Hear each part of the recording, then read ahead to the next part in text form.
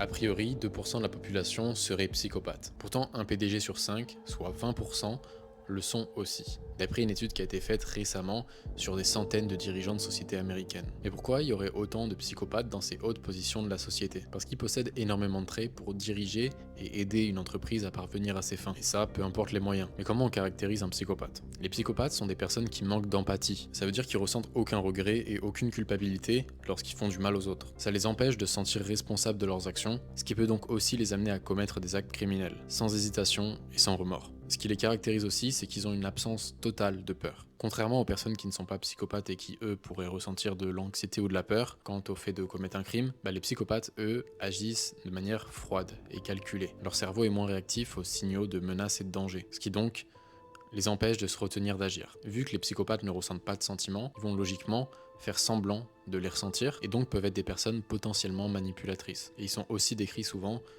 comme avec de grands charismes, ce qui les aide grandement à exploiter les autres pour parvenir à leur fin. Et en général, les psychopathes ne ressentent aucune pression des règles ou de la loi. C'est comme s'ils avaient un cerveau un petit peu par balle et ils sont protégés de toute barrière mentale. On les trouve principalement dans les domaines où il y a énormément de compétition. Et on en retrouve généralement plus dans des domaines ou dans des métiers où il faut un certain détachement émotionnel, comme par exemple les militaires, les policiers, les avocats ou bien même des chirurgiens. Et à part dans ces domaines-là, on les retrouve aussi en prison. Une proportion souvent plus élevée de psychopathes est retrouvée parmi les délinquants violents. Entre 15 et 25% des prisonniers peuvent avoir des traits psychopathes. Par contre, tous les psychopathes ne commettent pas des crimes violents ou ne commettent pas de crimes tout court. Et certains même mènent des vies plutôt tranquilles, avec un partenaire, avec des enfants, avec une vie plutôt paisible. Enfin du moins, d'aspect extérieur. James Fallon, un professeur de psychologie à l'Université de Californie, a mené des recherches avec ses collègues sur les psychopathes. Et ils avaient comme sujet d'étude des suspects ayant possiblement commis des meurtres. Ensemble, ils ont mené ce qu'on appelle des tomographies par émission de position. Bon, je vais te la faire courte, en bref, c'est un examen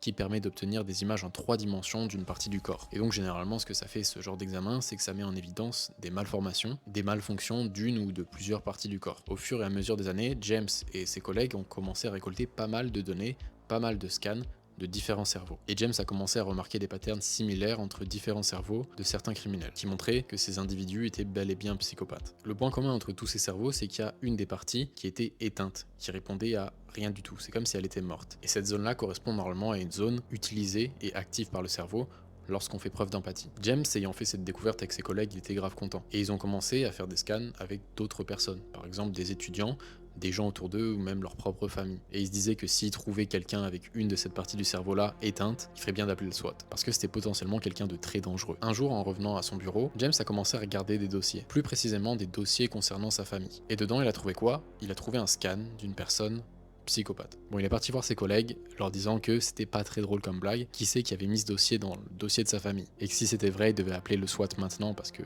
comme il avait dit, c'était quelqu'un de dangereux. Sauf que là, il y a eu un long silence et tous ses collègues l'ont regardé et lui ont dit on n'a pas touché à ton dossier. Aucun de ses collègues n'avait fait de blague et n'avait glissé de dossier dans son dossier personnel, dans son dossier de famille. Et quand il a regardé le nom sur le scan, c'était son nom. James Fallon était psychopathe sans même le savoir. Pourtant, il avait jamais commis de crime, il avait une famille et il avait des enfants. Il a ensuite parlé à sa famille des résultats qu'il avait vus et il leur a posé des questions sur comment il était. Sa famille lui a répondu qu'il souriait jamais et qu'il était plutôt froid, mais qu'il s'était habitué à ça. James était potentiellement quelqu'un de dangereux, mais il faut savoir que pour entre guillemets déclencher ce gène psychopathe, il faut avoir vu ou vécu une certaine violence dans sa vie, ou avoir vécu des événements traumatisants. Et vu qu'il avait grandi dans une bonne famille, qui avait pas eu de violence, ni de gros traumas autour de lui, il avait pas tourné en mal. Cette histoire-là date un petit peu, et c'est tant mieux que cette histoire-là soit arrivée il y a plusieurs années, où il n'y avait pas encore trop de réseaux sociaux, trop de médias, parce qu'aujourd'hui tu vas sur n'importe quelle plateforme, tu peux voir de la violence à gauche et à droite. On est toujours exposé à des guerres, des images ultra violentes, potentiellement je pense aurait pu déclencher ce gène chez lui. Tu te demandes sans doute pourquoi je te parle de psychopathe aujourd'hui et pourquoi on a parlé de son histoire, c'est surtout ce facteur de fin. Ce facteur de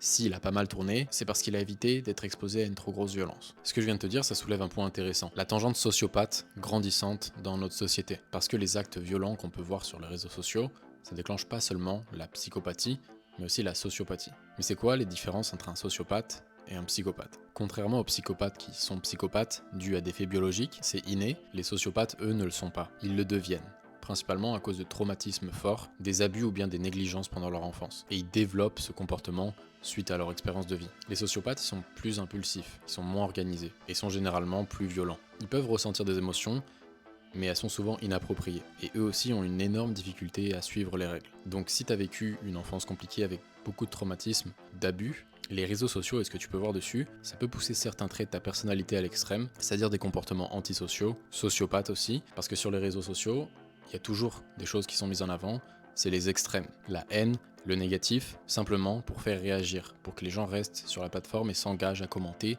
à débattre dans les commentaires. C'est dans l'intérêt de ces réseaux sociaux, de ces plateformes, que les gens agissent sous la colère. Et la chose, c'est que à être bassiné dans ce négatif constamment, on commence à en manquer d'empathie. Et continuer à engager avec ce genre de contenu, ça pousse certains traits sociopathes de ta personnalité et ça peut complètement changer qui tu es. Comme certaines personnes qui deviennent des manipulateurs, vont dire des mensonges sur internet, vont faire semblant d'être quelque chose qu'ils ne sont pas, simplement pour se faire remarquer ou pour devenir populaire. Tout ça pour leur plaisir personnel. Et c'est une caractéristique qui, comme je te l'ai dit au début, est fortement associée aux psychopathes et aux sociopathes. Et enfin, quand j'écrivais le script, c'est un des points les plus intéressants que j'ai trouvé, c'est les agresseurs en ligne. Les gens qui vont constamment mettre des commentaires négatifs ou même, voire pire, aller cyber-harceler quelqu'un, parce que la personne a une opinion différente de ce qu'il pense. La personne va se mettre à attaquer violemment quelqu'un sur internet simplement parce qu'il y a le filtre de l'anonymat. Et donc l'agresseur ne se rend pas compte de ce qu'il est en train de dire, simplement parce qu'il déshumanise la personne en face. Et ça me fait rebondir sur quelque chose, c'était personnellement quand j'étais un joueur de League of Legends, on sait très bien comment certains jeux peuvent avoir un chat toxique. Et il y a des gens des fois qui n'hésitaient pas à te dire que